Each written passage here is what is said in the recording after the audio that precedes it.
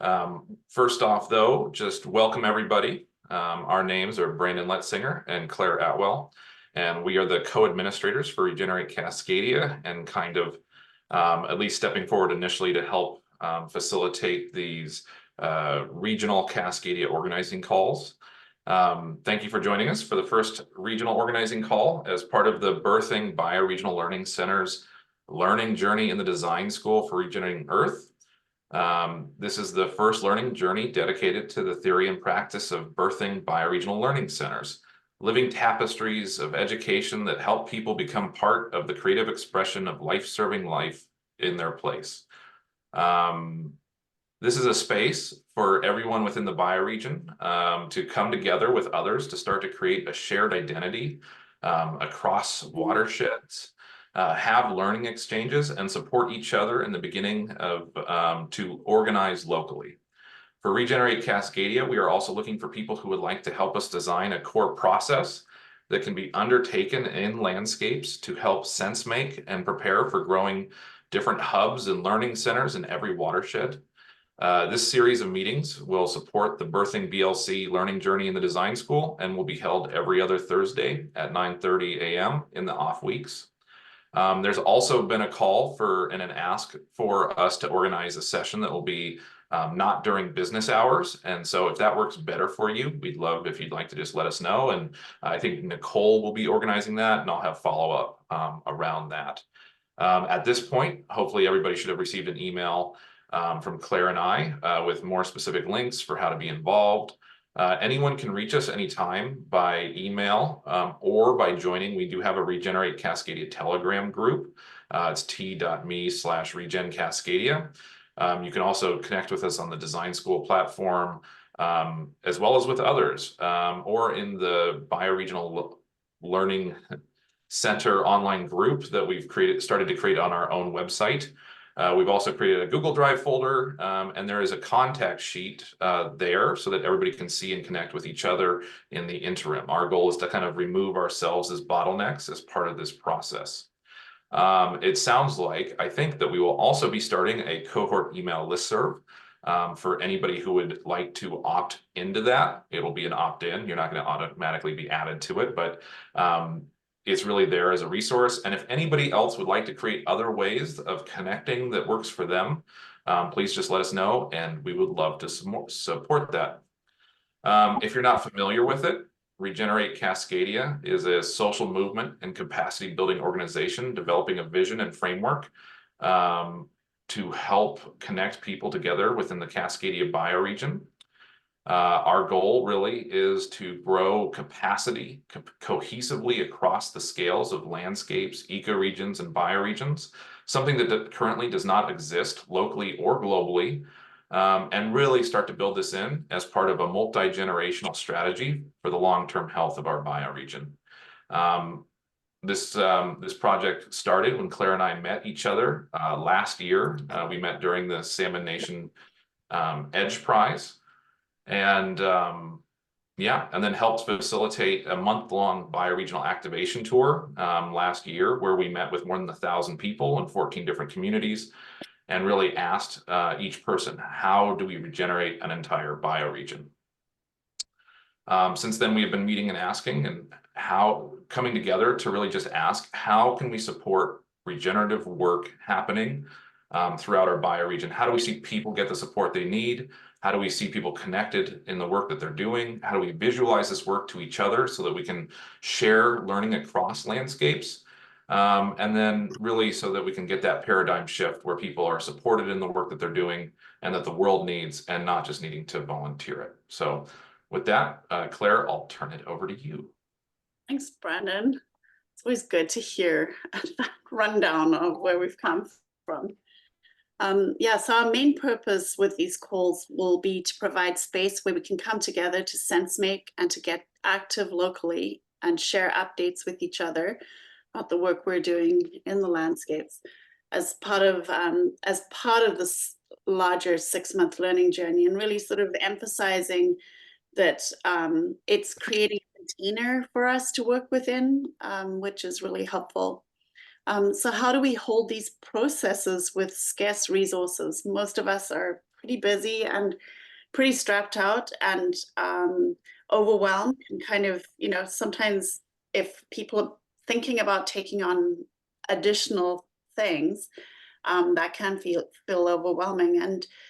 But there is something about actually coming together in a coordinated way that actually starts to, you know, it really makes sense to coordinate how we work together. And I just wanted to point out some of the things that we've been developing, and some of the thinking that can kind of, when we start to coordinate around these things, it does make it easier. So the website is one of those places. It may not be working as well as we want to, although it's getting there. But it is a place for us to try to not be bottlenecks to each other, where we can put the information out there and it's accessible by everyone. And then we just need to get better at how we're using that shared information. So and if you're not familiar with it, the website has two sides to it. And I know Brandon could speak to this more, but there is a back end where, for the organizers, where each landscape hub and guild can have their own space to be able to coordinate their own work and to share updates. So we can talk a lot more about that later, but then the other thing, just to talk about how we coordinate, is Joe had referenced the using the solstices and the natural cycles of the earth to coordinate around. And so there is something about creating a regular rhythm to how we organize, so that you're not having to rethink through the same thing each time. So it's like creating habits. So designing what we do along a regular rhythm really helps. One of the other things that we've talked about quite a bit, but really we'll keep referring to, is creating templates, because you know, templates are adaptable to wherever you are, so that it can bring in the unique nuances of where we're situated. But they are things that can be basically borrowed by other landscapes and then adapted to place. And then there will be quite a big section on mapping, mapping and asset mapping. And when we talk about the land helping to organize us, really that there's a kind of coherence to that, as we've talked about before. But the more we start looking at mapping, and we had, when we first started organizing for the activation tour in October, we had started to use Kumo, which was a social mapping system. And just because things got so busy, we kind of let that go into the background a bit. But we'd like to continue building on mapping, so that we can start to see people's connections. And there's some pretty unique and novel things that people have added in. I'm thinking about Ben Roberts, who every time he hosted meetings, he would put the meeting notes, he would sort of create it, instead of someone's profile picture being on the Kumo map, he would have, I think, a triangle or a little symbol that designated there was a meeting. But it allowed you to start seeing where a lot of activity was happening, because you could see the connections between things. So and then the other thing that is really helpful with sort of cutting down on that sense of overwhelm is developing shared language and coherence. And often we hear about people that are doing similar work, but they're using different language and different, even different, working in different fields. So it takes a little bit of conversation to start understanding that we're actually talking about a lot of overlapping or similar things. So within a landscape is sort of bringing some of those things together. So that's another thing that we're, you know, we'd like to come into this. So I'd like to finish off, and then we'll go into a more interactive part, but just sharing what Jay Bowen who was an elder of the Skagit people, who opened the summit last year for Regenerate Cascadia. And he articulated the following statement in that opening ceremony. And we firmly believe that it's true. Gathered before us are the most important people in the world. It may be a small group right now, but in a few short years, there's going to be a long line of people waiting to get involved in this very important movement that is overseeing the welfare of our communities. And so with that, we want to hear more about what brings you here today and what you hope to get from the next 6-month process. So yeah, so with that, that is the question we'd like to ask, but I'd like to just ask if Brandon wants to add anything to what I've said. Otherwise, what we would really like is to hear from you now that we've done some context setting. And welcome.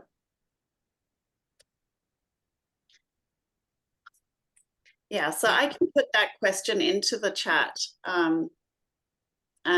Yeah, we'd love to hear from you and how we design. We'd really like to co-create these sessions with you. We've got some ideas, but I am wondering before we get going if I could speak to some of the things that have worked well in the design school and in Earth Regenerators and some of the processes that were really good learning places. But it might just be nice to go around briefly. You know, I think maybe not spend too much time, but it would be really wonderful just to get a sense of what brings you here today and what would you like to get out of a 6-month learning journey or a Cascadia cohort. I think those are the two questions, just what brings you here and what would you like to see? What would you like to see this space become? What's most important to you? Is it organizing locally? Is it other things like that? So.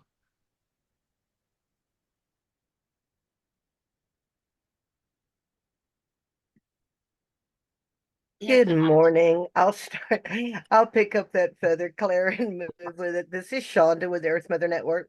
I'm actually in the high plains of West Central Texas on the Colorado Basin, and I am here for the learning process. I've met Brandon, and I'm a good friend of Mike Brunt's with incredible Edible Eugene, the new Cascadia Sea Guild, and I'm just here for the learning process.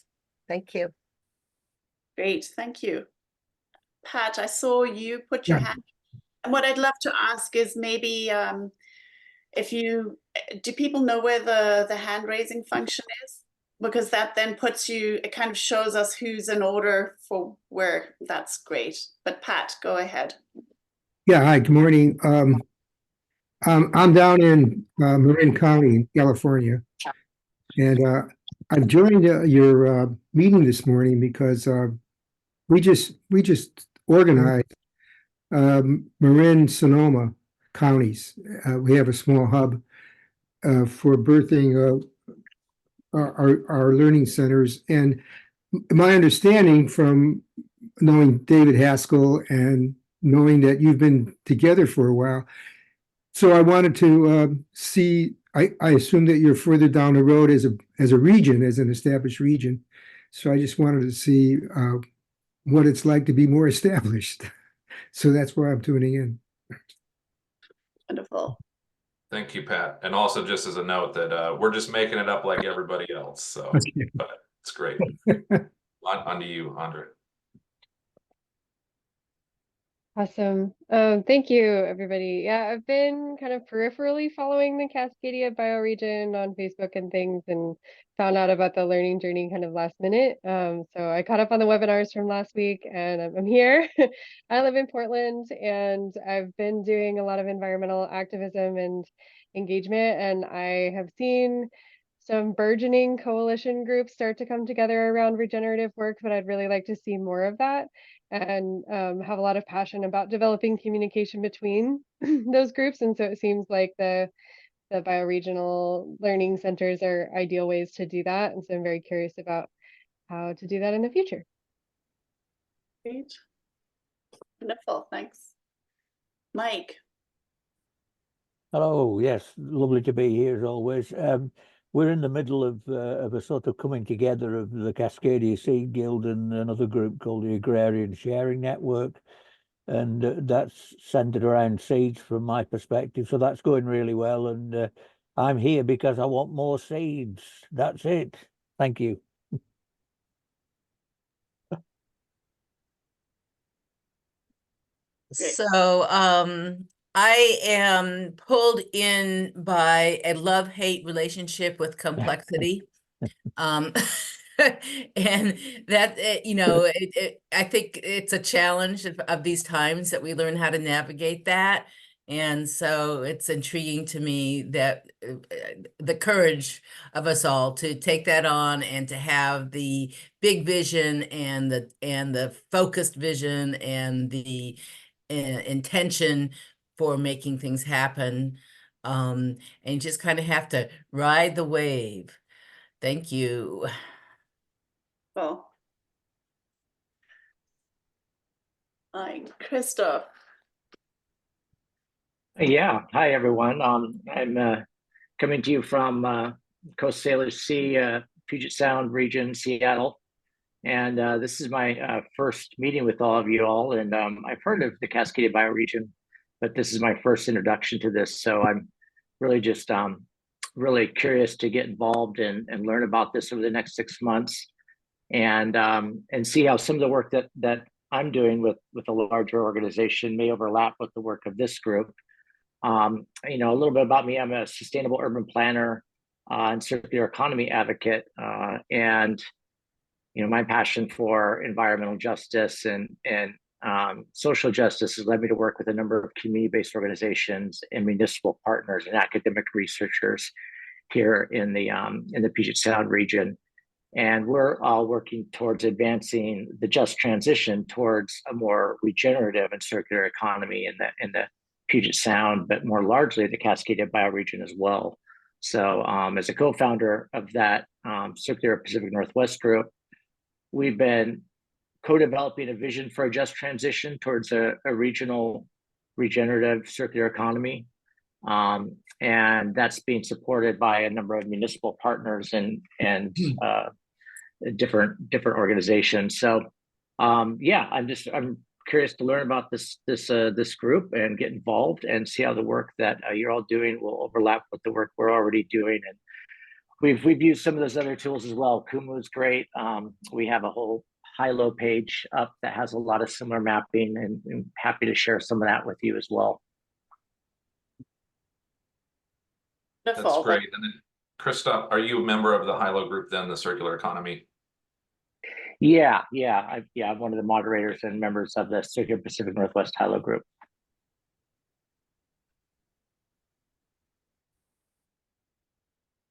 Jan, go ahead.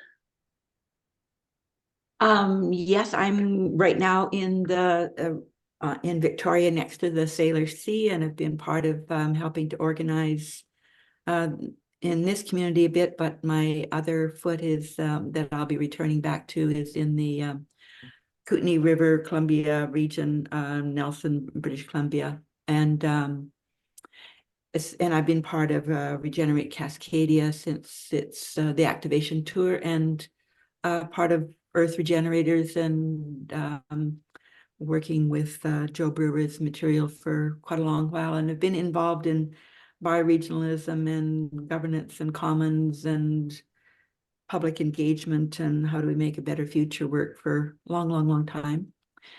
So coming here today, a part of me is wanting to really sort out what is this Thursday meeting and how it's different from the other Thursday meeting that comes the same week as the design school program. Partly because it's like, okay, we've got only so much time and so many meetings, and which ones work for what. So I haven't quite got a sense of that yet. I am hoping that it does stay to be within Cascadia, one of the groups anyway, so that we can actually work more deeply and really start sharing what we're doing in our regions and learning from each other as we move forward to kind of pull people together. I know that from having done work in Earth Regenerators, where we used to meet weekly and talk about our bioregions, what was happening in there, both in terms of climate issues or security issues, but also things that we're learning and doing. And so that was a great support. So I'm hoping that within each bioregion, and this one being specifically Regenerate Cascadia, that we will learn how to be supporting each other in the learning as we go. And so again, I'm just like, well, which group do I go into? So thanks very much. Over to Larry. Hi, all. It's wonderful to be here. You know, I was thinking back to the question of what I'm involved in, or why did I get involved in. It's funny because Claire and I met in Jeremy Lent's Deep Transformation Network, and became friends there. And then not Joe, but Brandon then came and spoke to our group at DTN, and I contacted him. And I remember saying to him, you know, I think you're the guy to organize all of this in the Salish Sea region. And he kind of laughed, and I shared some of my thoughts with him. And then Claire and Brandon created this group with Joe. And I had also been experienced with Joe on the organizing tour, and also had taken his one of his programs prior to that, read his book and so forth and so on. So this is really a dream of mine, what we're doing right now, which is really creating this idea of a learning journey in this primary focus is in the Salish Sea ecoregion. And so this is very exciting to me because this is really something coming true that I've been pushing forward toward for a few decades. So this is just wonderful to be in this group and working with the learning journey as well. Wonderful. Thanks, Larry. Nice to always see you here. Shimon. Hello, everyone. Yeah, my name's Shimon. I'm from from Bermuda, but living in the beautiful Pacific Northwest. What brings me here today? A whole host of things. As I've said before, I met Joe Brewer on the bus. Joe, we just hung out. We were talking. It was so fun. And there's a lot of overlap and intersection. I have a degree in whole systems design for social and ecological change, and kind of looking at co-creating and co-designing in communities. Scale is so important, and it's so hard. That's why we don't really see social change shift to social movements. I say social change because people are, supporting these kind of changes in environment and ecology. Looking to learn on my own, looking to learn in community. Certainly, how can I take what I learn forward into the future, whether I'm living here or in other places? Certainly, as I reflected today and joined the call, we can all be on the call, we can all learn together. Doesn't mean at the end of the journey, Cascadia would be any more connected, for example. And that's not a knock. I'm not being overly critical. I just think, this kind of birthing this kind of bioregions is kind of getting at some of the most difficult work. Because things don't some organically find connections, but a lot of times they're kind of separate and not connected up in scale. So I'd be curious to kind of try and understand more about what's going on and who in the group is interested in trying to link what's already there and do that through getting at some of the intractable patterns that usually show up. That's why I dropped that quote in the chat. It's kind of an improv quote, but are we trying to create new things or just link existing things, which can be pretty powerful? So, yeah, thank you very much. Well, thank you.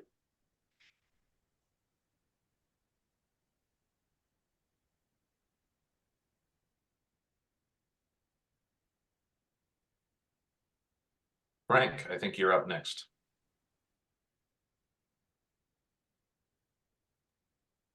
And you're on mute.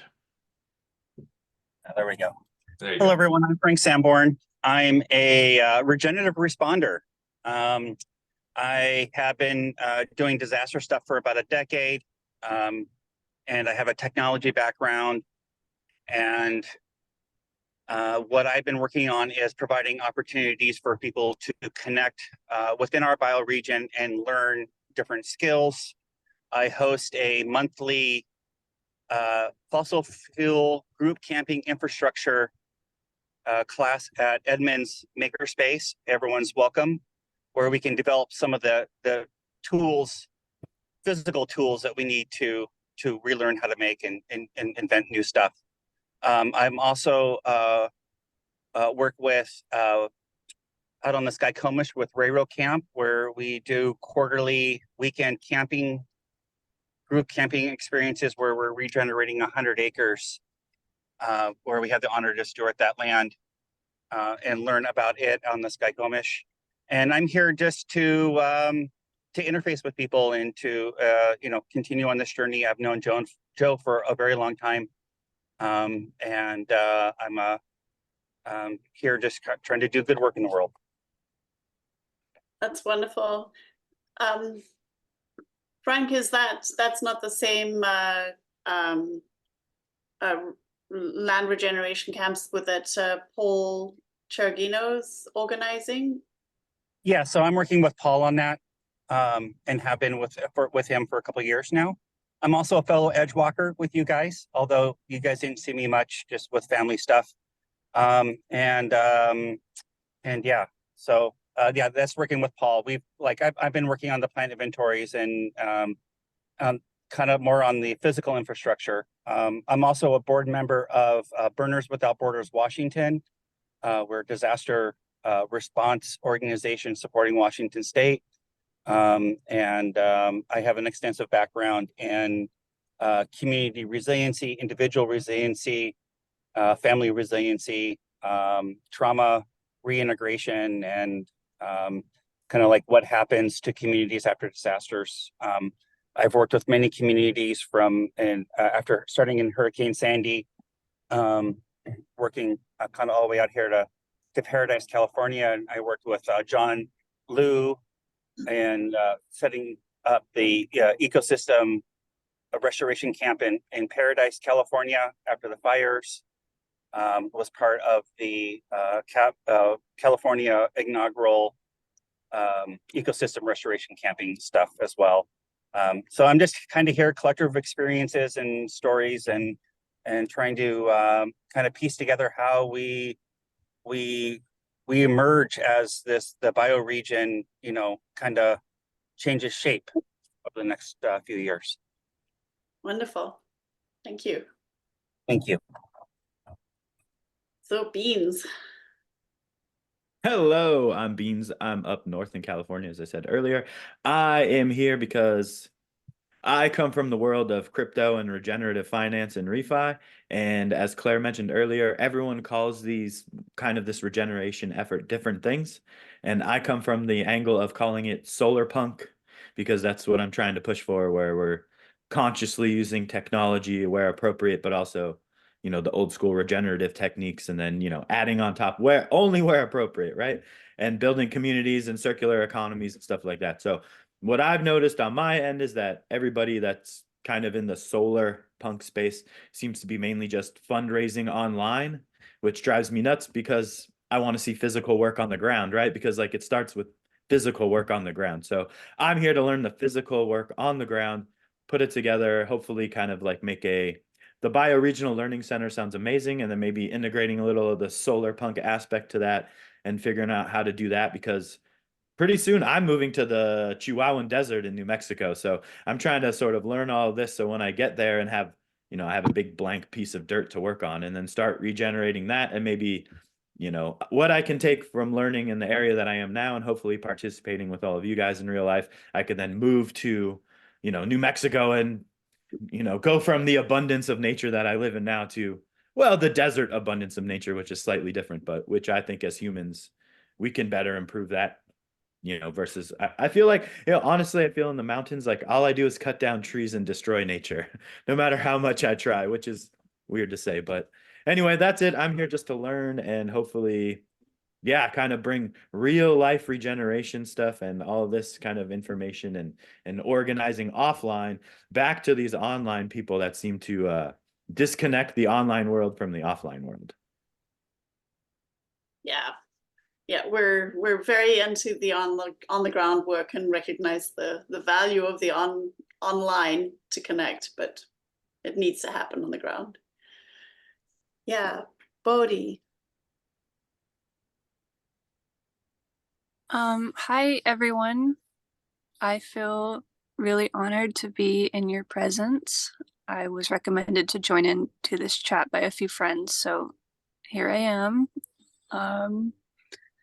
I don't nearly have all the credentials that you've explained. I'm a local Johnson Creek watershed off of the Willamette Valley, just somebody who's felt the calling to like connect more with the bioregion, and somebody who's like seen their life sort of influenced by the shifting ecology and would really like to be involved in regeneration and just have some bioregional education and connect with wise people who are doing the work. I work on a little piece of land in Milwaukee, just doing like little permaculture steps where I can and connecting with herbalism and folk medicine. So it's a little bit about me. Thanks for having me here, guys. Great to have you. Thank you. Brian. Yeah, welcome, Bodhi. It's also always good to see new faces, and there's new energy that's brought in, and that's wonderful. I'm here because I'm very curious about how is it that people can learn to collaborate, and that collaboration involves how is it that we manage complexity, the complexity around social situations, economic situations, environmental or ecological situations, and then how all of those interplay together. And it's I have a background in holistic management, which is in fact making management decisions in the realities of social realities, economic realities, and ecological realities, and looking at the whole picture, so that solutions are not arrived and management actions to address small problems create problems everywhere else. So it's about how to manage complexity, but how to manage complexity is also very germane to this group. We're very diverse. We have chosen to take on through our participation these endeavors that nobody else has taken on. Now that's excluding everybody else that's doing bioregional stuff with the design school. We're all compatriots in that, and we're all scratching our heads saying, isn't this wonderful? What do we do? And we have some ideas, but those ideas are going to bounce off each other, and they're going to morph, and they're going to become better and better and better. And it's going to be a breathing, living, growing sort of thing. And, connected with all that is going to be the development of practical implementations related to circular economies and social and ecological justice, and all of these things coming together. And it's going to be wonderful and magical how we see these things are just going to pop out of us being together. And we all have something to contribute to that. And no matter what our backgrounds are, no matter how much experience we have, or how much wisdom we possess or think we possess, collectively, we're all going to be better than individually. So that's what I'm looking forward to. I know we have a 6-month charter on this, which is great. It's wonderful. It says, hey, let's start. What are we going to do in the next 6 months? That's a very doable sort of chunk of time. And we know that it's going to continue beyond that. And so about what are we going to do in the next 6 months? And I would propose to the group that, in keeping with the phases of the sun, that perhaps we set a 90-day summer solstice milestone for ourselves. What do we want to do in this 90 days that on the summer solstice seems to be aligned with the energy of the planet in those solstice periods, and then go on to the next 90 days beyond that to complete the 6 months journey and decide from that. So my particular interest is creating mechanisms by which we can form these connections. We've talked about the mapping, and clearly there's a geographical mapping, but there's also some functional mappings. I'm real big in the area of food production and holistically managed regenerative food production as being a central component, not a central component, but a critical component of a circular economy, a local economy where the bounty and the harvest coming from sunlight off the land feeds local businesses. Not feeds people, but it also the farm products, food, fiber, and dairy feed the local economy. And that includes seeds, which are very, very important. All of these things allow the local communities to be have some degree of sovereignty and self direction and stuff. So I don't want to lab. I'm rambling on. I get excited, but that's what I hope to accomplish with this group in the next 6 months. A lot of head scratching and watching what magically pops up. So. Oh, wonderful! Thank you. Yeah, we'll be coming back to some of those things in a minute. And Darren. Yeah, hey guys, my name is Darren. I live on Vancouver Island, and I've been kind of following Joe Brewer's work from a distance for a few years, and just seeing it kind of come alive at a more local level is kind of drawn me in, and yeah, just really excited that this is happening, and just yeah, grateful for the opportunity to kind of lean into this work.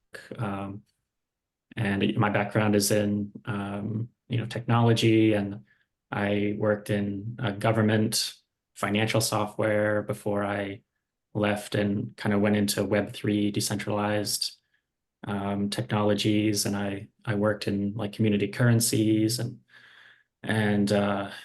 engineering like Web3 token systems, and now I'm co-founding a company that's basically turning conservation and stewardship of forests into a profitable business, so you can invest in keeping forests alive. And I'm really interested in regenerative finance and regenerative economics, and yeah, kind of the practical and meaningful application of technology towards just addressing the meta crisis and creating just a better world for humans and all life. And yeah, I'm really interested in bringing these tools down to a kind of a ground level and connecting the global information technologies with the local people on the ground doing the actual work. And I'm interested in like the mapping stuff, and mapping geographical things, but also like resources and needs and knowledge, and kind of weaving them together in a useful way. And yeah, just really excited to be on this learning journey. And yeah, it's I mean, I'm here to just learn about my own bioregion, but yeah, hopefully this can be kind of the foundation for like the grander vision of the bioregional Earth. So yeah, I think that platforms for learning are just so critical and important today in the 21st century. So yeah, hopefully this can just be like the foundation that brings about the grander vision of global network of bioregional communities. That's great. Thanks, Darren. And Darren lives in Victoria. I'm really lucky to be able to connect with you more regularly in person. And Quinn, good to see you. Yeah. Hey y'all. My name is Quinn. I spend most of my time around the confluence of the Columbia and Willamette rivers, bouncing around different places, and spent a lot of time in many other different places in Cascadia as well, in Southern Oregon and the Siskiyous, and on Vancouver Island, in the Cowichan Valley, and in the Salish Sea, and Centralia, and the Columbia River Gorge, and white salmon. yeah, I think as I've been traveling around on this pathway, I've met a lot of you wonderful people, some of my favorite people, and I've really just started noticing, like, in these different communities and programs that I've done, I've just really noticed specific patterns of why they've been so nourishing.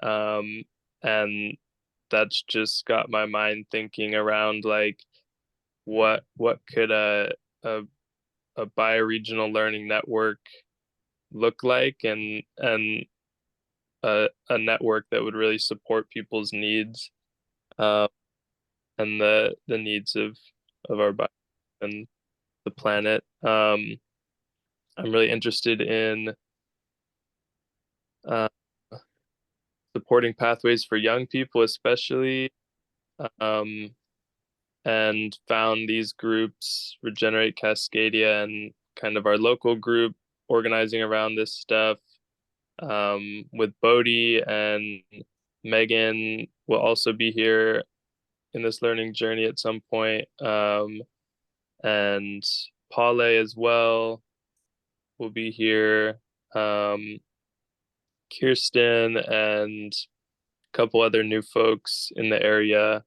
We're working on different programs and projects and looking towards kind of creating a watershed school, which is maybe a couple scales before a bioregional learning center in its complexity. But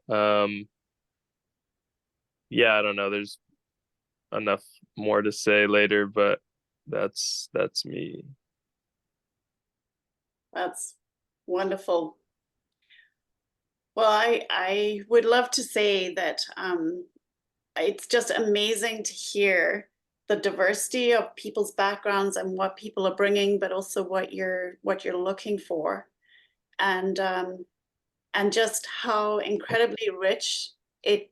I mean, I'm excited just realizing how much I could learn from each of you, and then what happens when you start bringing people together in a more coordinated way, and to see what actually starts to happen. And I would love Brandon to kick in a minute, but I just wanted to introduce something that started happening, I think, in the design school, but Earth Regenerators, I don't know if we did that there, but was if you were thinking about really sort of things that have meetings that have some kind of organizational structure to it, so that there's a predictability, so that we're not having to reinvent the wheel all the time. We were doing what we call bioregional updates. Do you want to just raise your hand, anyone who has participated in a bioregional update session? Yeah, so it's an incredibly rich opportunity to learn from each other, where we're updating once groups have formed, or people are even struggling to sort of get groups together to start doing the work. Sharing the struggle or sharing what you're doing can be a really rich environment. So that's something to think about. But I will just say this and then pass it on to Brandon to see what he might have to add. But one of the things that we're really committed to with Regenerate Cascadia is that this is a co-creating space. Part of the reason why the website is not as slick as it maybe could have been had we just bought paid for a platform that was already pre-made, is that we are co-creating that website space to try and meet the needs of this group.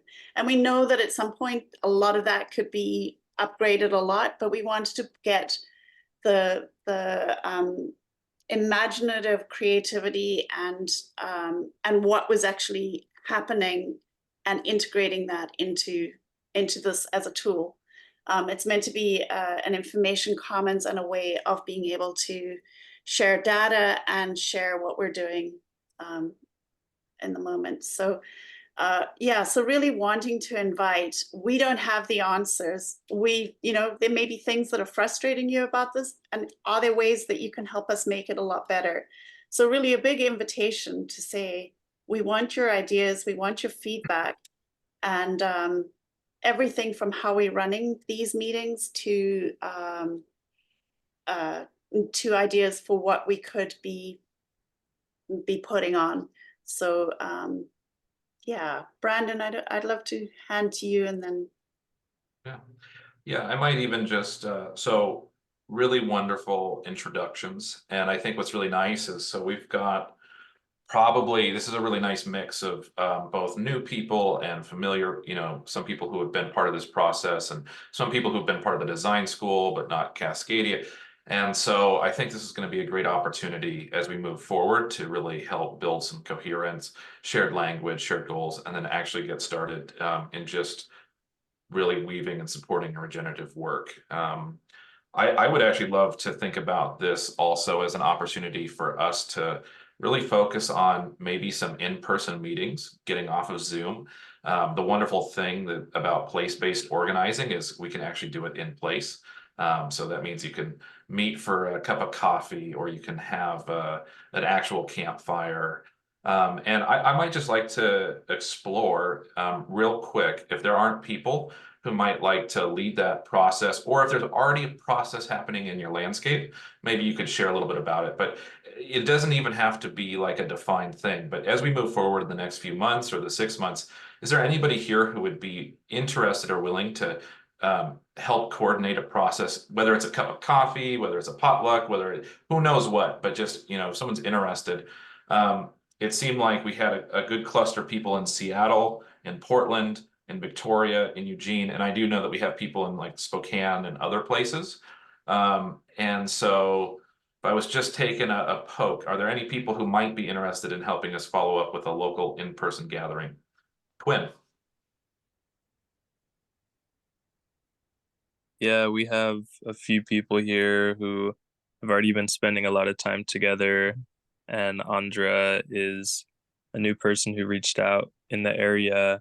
And I think we're really open to gathering in person, and doing stuff beyond these online gatherings with our local groups. Beautiful. Thank you, Quinn. I'm just going to make a note of that. Great. Yes, Claire. Yeah, there is a whole huge community here in Eugene that is not represented in any of the Zoom meetings, except for me and Mike, and Ben also. So I'm planning on an in-person event at Dharmalaya towards the end of April, with the intention of inviting the on the ground people who don't come to Zoom meetings and just filling them in, updating them on what's happening. And I could use some help figuring out what that might look like, what that program might look like. That's really wonderful. I think finding ways to connect and support on the ground. Yeah. Hopefully we're not in the ground yet. It's regenerative. It's a thing. Yeah, Larry. Yeah, I'm working with Rick Lukens over at Fort Townsend, and we're things that we can do with the Fort Worden facility in Port Townsend, which is to begin developing a learning center over there, and also a channel, media channel to get stories out as to what's happening in that area, and also hopefully engaging other people in the immediate vicinity in Island County, Skagit, Whatcom, and over in Victoria. So that's something that we're just beginning to launch, and I'll be meeting with him a little bit later in April as we work towards that goal. It's great. So just to be specific there, it sounds like there is a group meeting that's really looking at Fort Worden as a bioregional learning center. And then you yourself are on San Juan Island and are looking to kind of put together a group there. Did I understand that? Or my focus is really working over in Port Townsend for the most part. Now, we do have people who I'm talking to in the San Juans and also over in Skagit County. Gotcha. And okay, great. Quinn, your hand is up. Did you have more to add or okay? Yeah. Great. Is there anybody who would be available in Victoria to host a cup of coffee? And I'll hand that over to you, Claire. Yeah, we've actually got, we're getting together on Saturday to talk about the next session that we're going to be inviting people to, because we've already done a big invitation there, and yeah, we'll be talking about those next sessions. So most of what we do, we put onto the website, onto the Regenerate Greater Victoria page, and I still need to set up the website part of that, but it's on the events calendar for anyone who does want to join. So you can reach out to us directly too. Right. But can I just say, I really liked what I think it was Brian who brought up the 90-day thinking about, what do we want to have done as a group, and within, just even thinking about that. Is it okay, Claire, if we just kind of finish this process real quick? But I think that's a great transition point. So just lastly, also, I would love to explore if there are anybody in Seattle who might be interested in, whether it's a cup of coffee, a potluck, it could be a little salon that we have around bioregional discussions, but I think we have quite a few people in Seattle. Would anybody be interested in joining me for any of those types of events?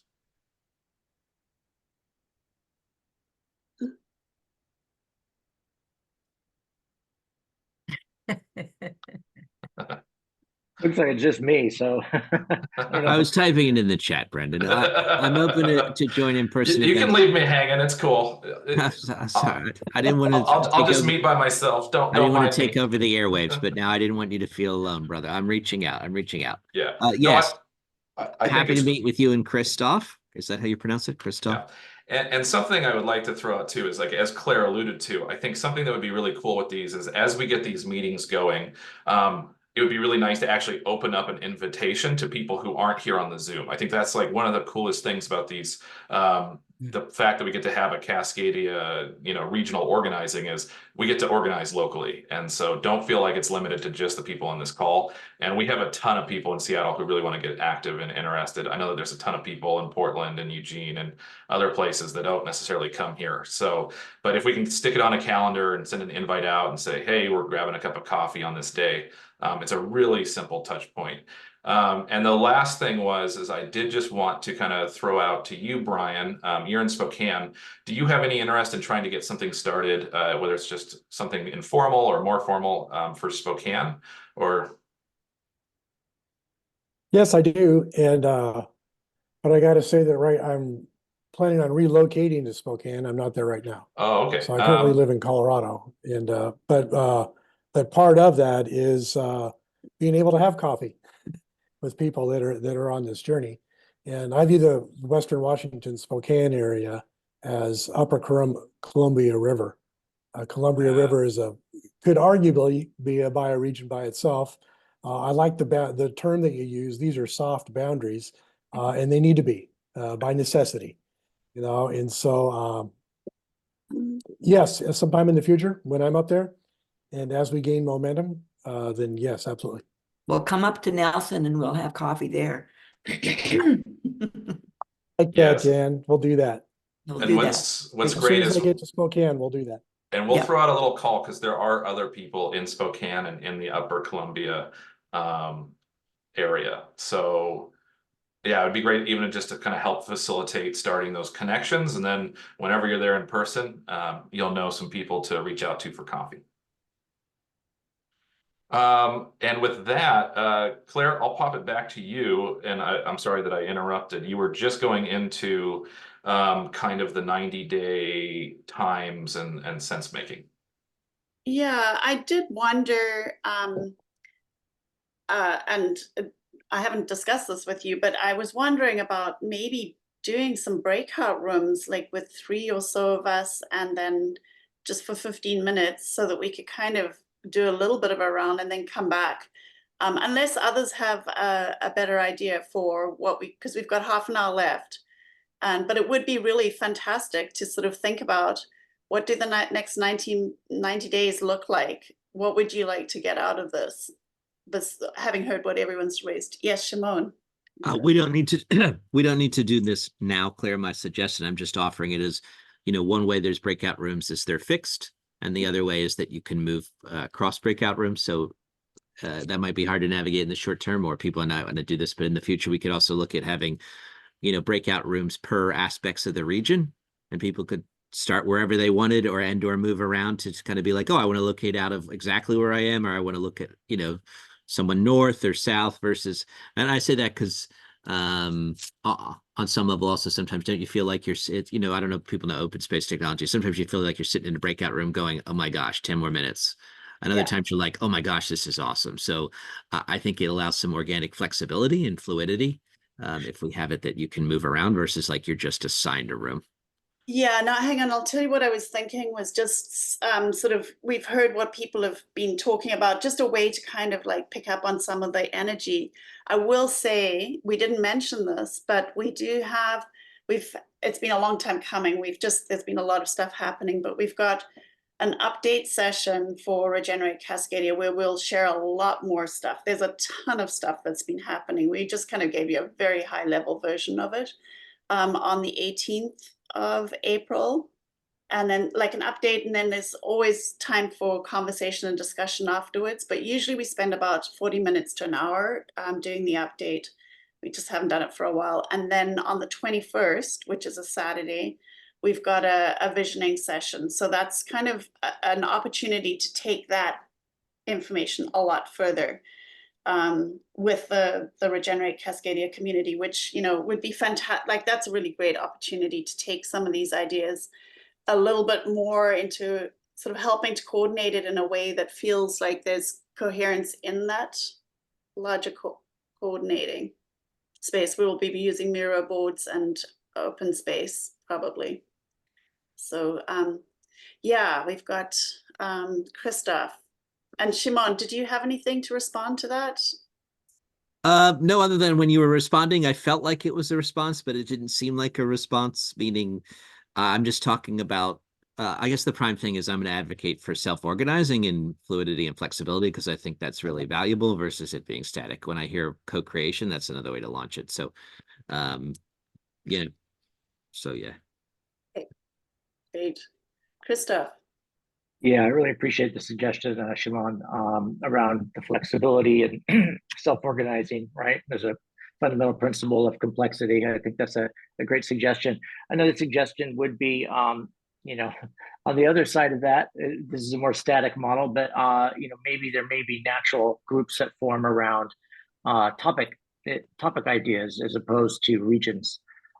There's a few of us who are chatting back and forth, around some of these topic areas that we have overlap with. So that may be another suggestion for a way to organize breakout groups in the future. Yeah, I was also going to actually throw in, I think, because Claire shifted, but the two ways that we're really looking to organize through these sessions, one will be letting people organize by geographic area, and the other is topic groups and letting people lead groups that they self-organize and lead groups that they're interested in. So Christoph, you touched earlier on circular economy, regenerative economy. That would be a wonderful topic group. Now, does that group do presentations? Does it just gather and talk about it? Does it, it can be really open to those different groups. It could be small conversation weaving.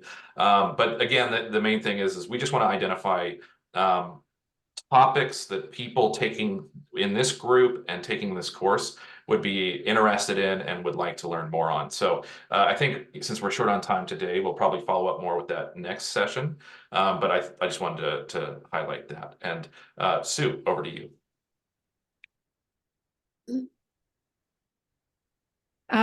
Yes, I'm sorry. I haven't introduced myself to the group yet. And I'm also suggesting that we don't go into breakout groups quite yet.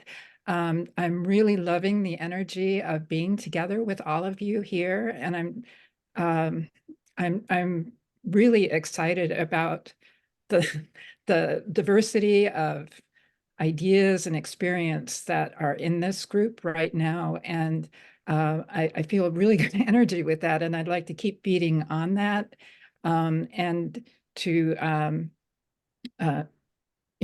what brought me here is to really learn about everybody who's involved right now. And I'd sort of like to stay in the same room for the limited time we have left, and discuss what we want to see in the next 3 months. Or yeah. Great. Thank you, Sue. And I think that that's a really wonderful suggestion, especially because we have about 20 minutes left. And so this would be really wonderful, maybe just to open it up into, someone who's, what people would like to see, what people would like to get out of it, the relationships there. Mike, over to you. Yeah, I just wanted to repeat a quick offer here. I'm going to share my email in the chat, and I was serious when I talked about having seeds to share. We have. I mean, I can't. We've got over 1,400 different kinds of seed anyway.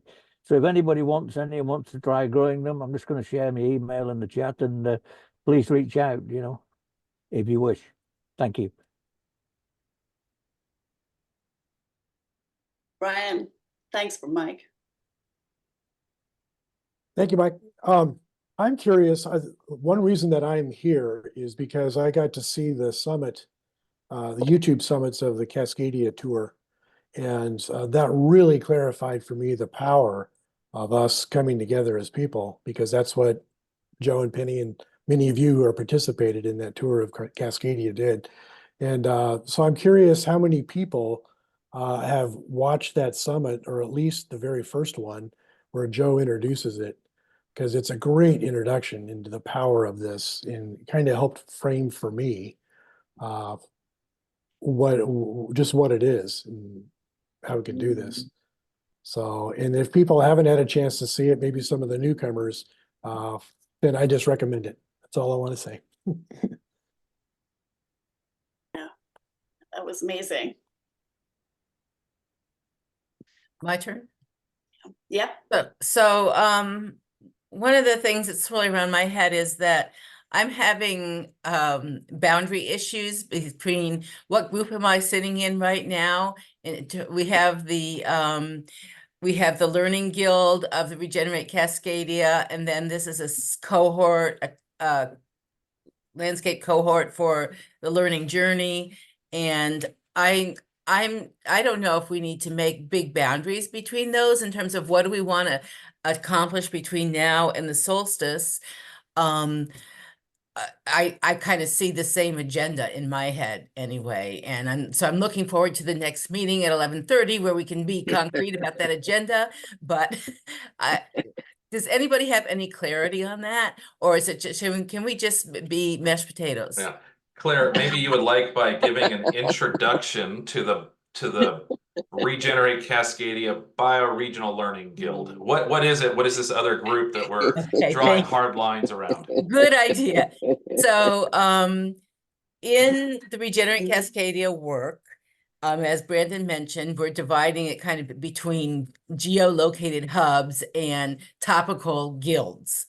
And there's a number of folks who are working towards a learning guild, the intention of which is to create basically an infrastructure through which we can learn from each other in an ongoing way, and we can identify learning assets and resources in each of our hub areas and make those available through a searchable database, but mostly realizing that building a movement is a massive social learning project. And so how do we facilitate that, and what can we put in place that will support all of the amazing intellectual resources and on the ground resources and et cetera that we have available to us in this area?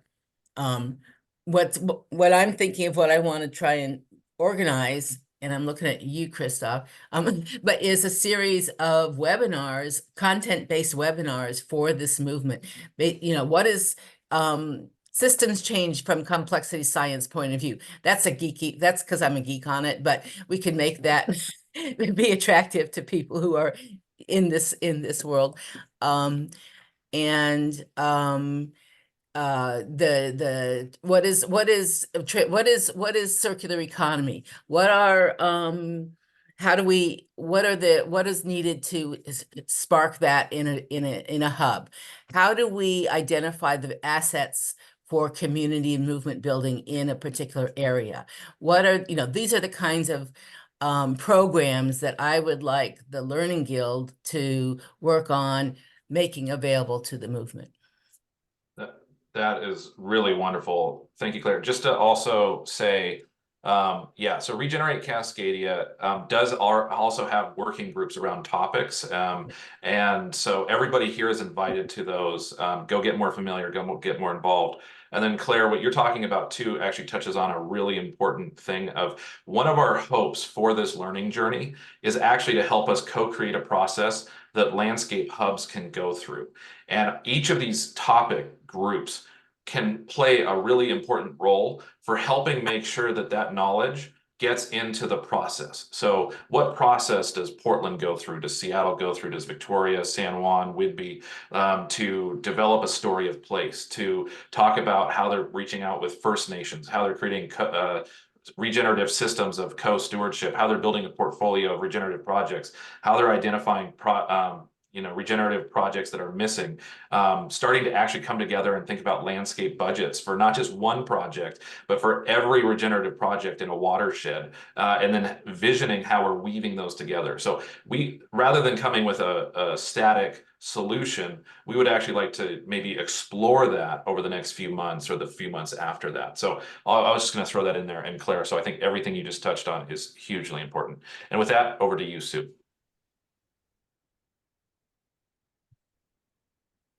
Yes, I think this is a really good example of exploration of boundaries. You were talking about wondering where the boundaries are. And I think it's important to see that's what we're trying to create. These boundaries are soft, and people are going to see their own, they're going to create their own boundaries.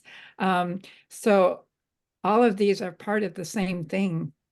And all of these meetings and all of these classes are working towards the same thing. And if all of us could be involved in all of them all of the time, it would be great. And we can't. So it's up to each of us to sort of decide where we're going to be involved and how and which emphasis, where these soft boundaries exist.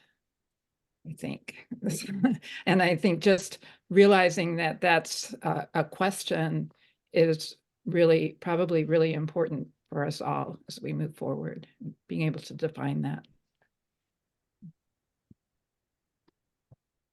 Thanks, Sue. That's really great. Yeah, Larry. Well, this has just been an incredible conversation, and when I think of all the talent and skills that exist, just in this small group, it's really very humbling and exciting. And I love so much of what I heard about whole systems thinking, circular economy, regenerative economics and finance. And really, right at the core, it is about a social system. It is about people not only communicating online, but getting involved in person. And that's what excites me. And a big part of my focus is what are the stories we want to tell in various communities that engage so many other people who are on the cusp, but haven't really quite made the move to get involved. And I think this is where we have to engage, as we had talked about, people intergenerationally across all ethnicities and races. If you look at the most of these calls, as we've discussed many times, most of the people are older. And we really need to engage, and white. Okay, so there's a lot of work to be done here, but I think what in particular, as I got involved in the bioregional tour that Joe was doing with Brandon and Claire, That excited me. And then I came in contact with Rick Lukens. And I think what we have the potential of doing over at Fort Worden is really, really amazing. And I think of the people on this call who are not in that particular area, who have a great deal to offer in the development of that learning center. So I am really in these meetings on behalf of primarily Rick and me to spend the time and meet with other people and learn what's going on in this area that we can then adapt to what we're doing in Fort Worden or at Fort Worden and Port Townsend. And I would invite many of you with your skills and capabilities to really, consider what you can do to help us grow that center, because I think it could be a great, at least eco-regional center. Fort Worden has tremendous, tremendous capabilities and potential. And I think it's, for me, I've just decided, even though I live over on San Juan Island, to really put my focus into that effort first and foremost. So I invite any of you who are interested in following that process to be in contact with Rick and me and discuss that further. Thanks, Larry. That is pretty exciting. I'm really happy to hear that. Pat. Yeah.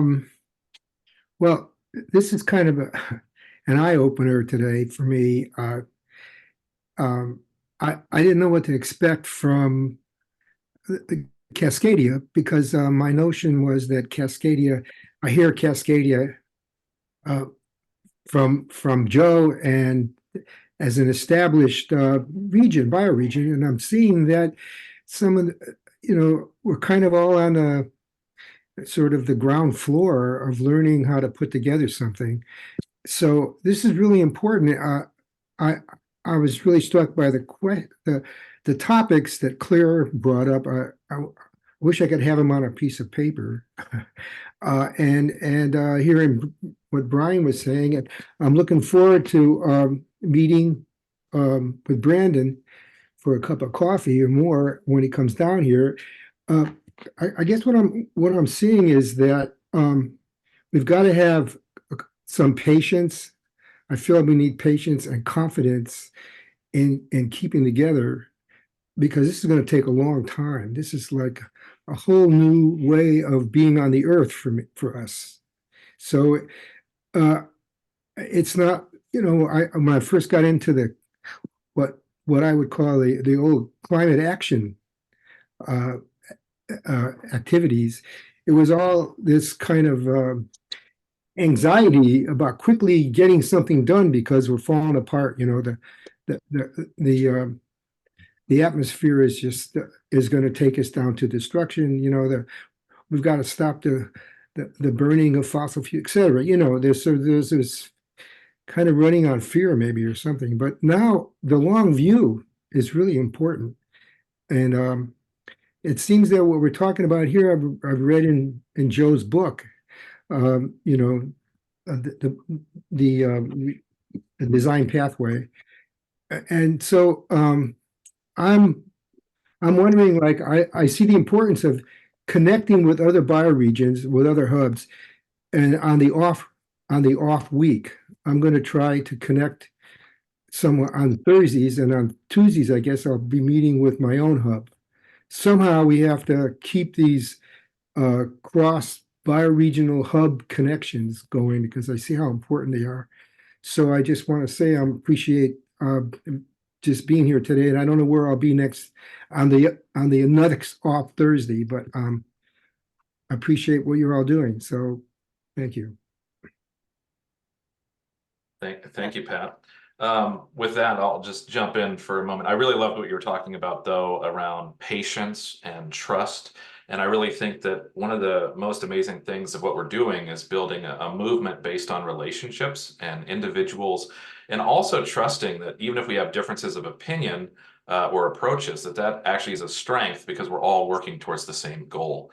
And as long as we're doing it together and empowering each other work, because we're all here to encourage bioregional and regenerative thinking, then that's actually really wonderful. And that is a diversity of a movement of movements. And Pat, just so you have a little bit more awareness, yeah, so the idea of Cascadia actually goes back to 1981 and was formed through a series of bioregional congresses that happened in the 80s. And one of the most amazing things around our activation tour was actually getting to meet and connect with these many different elders and knowledge keepers who have been active for decades doing this work in each different watershed. And we have some on this call, and we have many more who were part of the tour who aren't here, but are part of this movement. And that was really exciting. And just to kind of then put that into perspective, you know, I've been doing Cascadia organizing for almost 20 years now, but this Regenerate Cascadia project, actually what's really exciting about it is Claire and I met each other last year, you know, in the Edge Prize. Regenerate Cascadia itself is maybe 4 months old since the activation tour, which happened in October and November. And so it's actually really exciting to see the amount of energy and coherence that's coming together.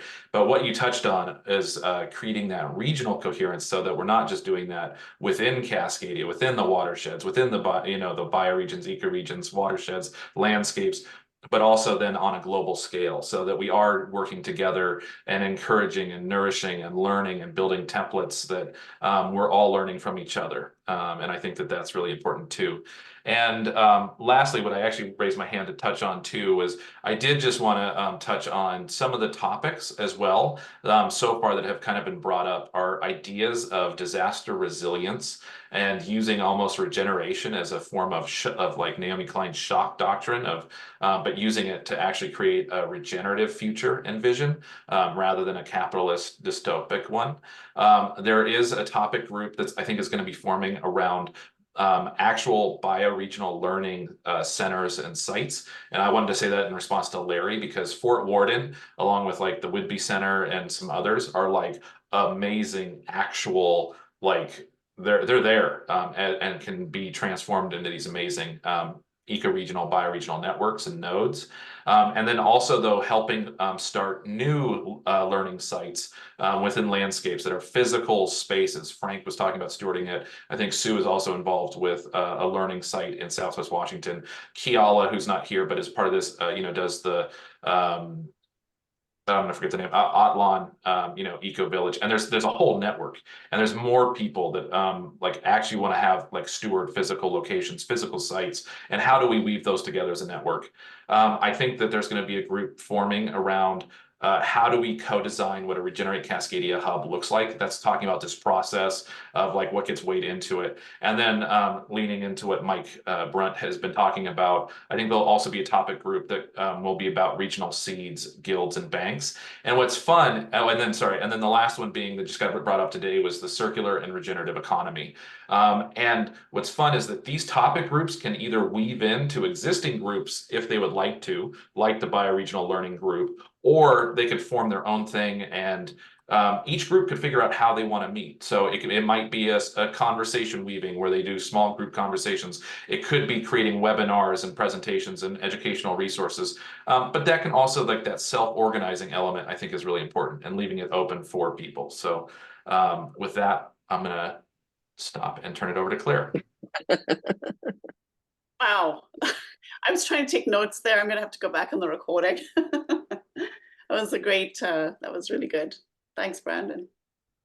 Yeah, I just wanted to bring up, because I realized I was in a conversation with a number of people over the last week, and realized we were talking about membranes and sort of the soft boundaries, and also the generational gap. That's, there's a lot of older people that are usually involved in the conversations. But, one thing I was realizing is that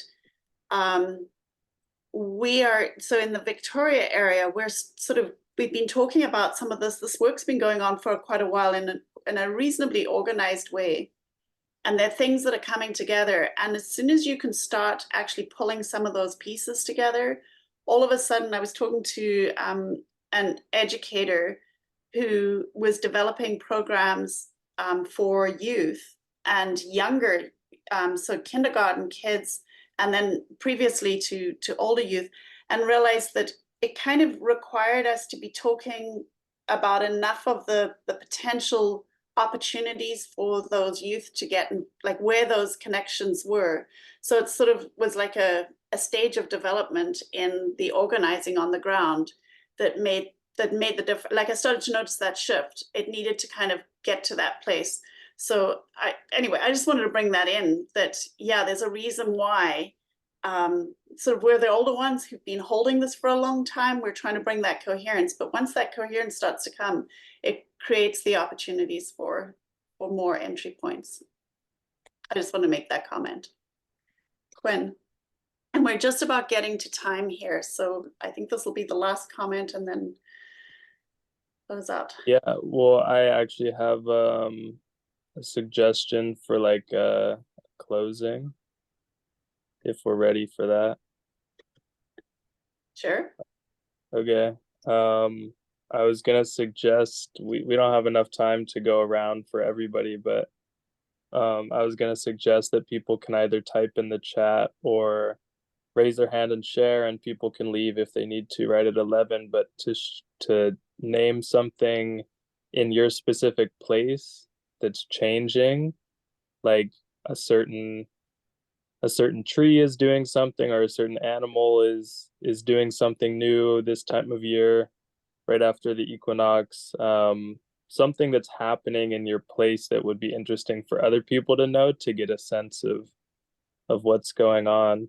So maybe take a minute to consider that, and if you wanna share, could raise your hand or type in the chat. Yeah. How do people feel?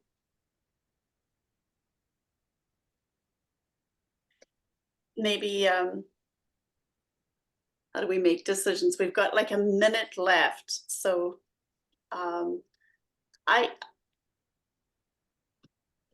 love that idea, Quinn, and maybe so one of the things that I think I do feel I'm sort of pulled between, because I do love that idea, and at the same time I also know that it's really good for people to be able to trust the time frame of this meeting, and I'm just kind of weighing that, and just so I hate being asked to make a decision. So maybe we could have a show of hands. Do you want to do that and leave like 10 minutes or 5 minutes before the ending next time?